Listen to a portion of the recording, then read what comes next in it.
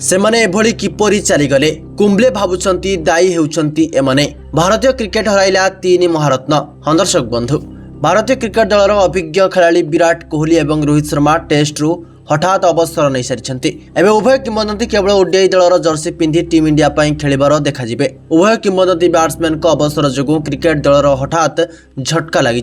Team India पूर्वतन मुख्य प्रशिक्षक अनिल कुंबले निजर प्रतिक्रिया प्रकाश करिसेंती। से खेलाड़ी मानक निष्पत्ति आश्चर्य प्रकाश करिसेंती। से उभय पूर्वतन खेलाड़ी अवसर पछरे थिबा अपराधी विषय मध्य कहिसेंती। तेबे टीम इंडिया पूर्वतन मुख्य प्रशिक्षक अनिल कुंबले विराट कोहली और रोहित शर्मा को टेस्ट अवसर उपरे आश्चर्यजनक प्रतिक्रिया रखिसेंती। ESPN सहित कथबार्ता से कहिसेंती यह एक बड़ आश्चर्य निष्पत्ति। किछि दिनर व्यवधान मध्य दुई जन महान खेलाड़ी हठात अवसर नहीं गले। मु सेपरी अनुभव करि नथिली।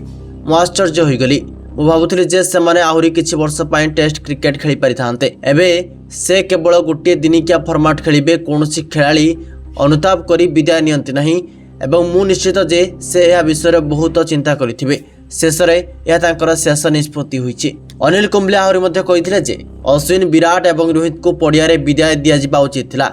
विराट कोहली और रोहित शर्मा को पूर्वरु रविचंद्रन अश्विन ऑस्ट्रेलिया सीरीज सहित बॉर्डर गावस्कर ट्रॉफीर मझिरे अवसर घोषणा करथिले। तेबे अनिल कुंबले कहिसेंती जे एई तीन खेलाड़ी को पड़ियारे अवसर नेबा उचित थिला। अनिल कुंबले कहिसेंती से बहुत चुपचाप चलीगले। प्रत्येक खेलाड़ी निज निज उपाय अवसर नेबा उचित, किंतु पड़ियारू आमे आर अश्विन को अवसर समय यह देखिथिलु। सीरीज मझिरे से तांकर अवसर घोषणा कले एवं ऑस्ट्रेलिया भारत फेरी आसिले। से आहुरी कहिसेंती मु भाबुछि तीन जण रोहित, विराट और अश्विन को पड़ियारू विदाय दिया जिबा उचित थिला। मु विश्वास करे कर्तृपक्ष ए विषय चिंता करबा उचित। मु जानिछि यह सोशल मीडिया जुग एवं प्रशंसक माने तांको विदाय को सेमानक सामने रखिबा को चाहिबे। रोहित अवसर नहीं सारी एवं बहुत दिन धरी अधिनायक थिले।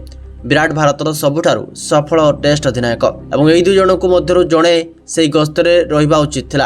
अर्थात इंग्लैंड गस्तरे एई दुई अभिज्ञ खेलाड़ी मध्यरु जनकु रहिबार थिला, किंतु एबे इंग्लैंड गस्त बहुत कष्टकर देखा जाउछि। तेबे दर्शक बंधु, आपण माने एहा उपरे कोन कहिबे गोटे कमेंट करी आपण मानकर मतामत दियंतु। रहुछि जय जगन्नाथ।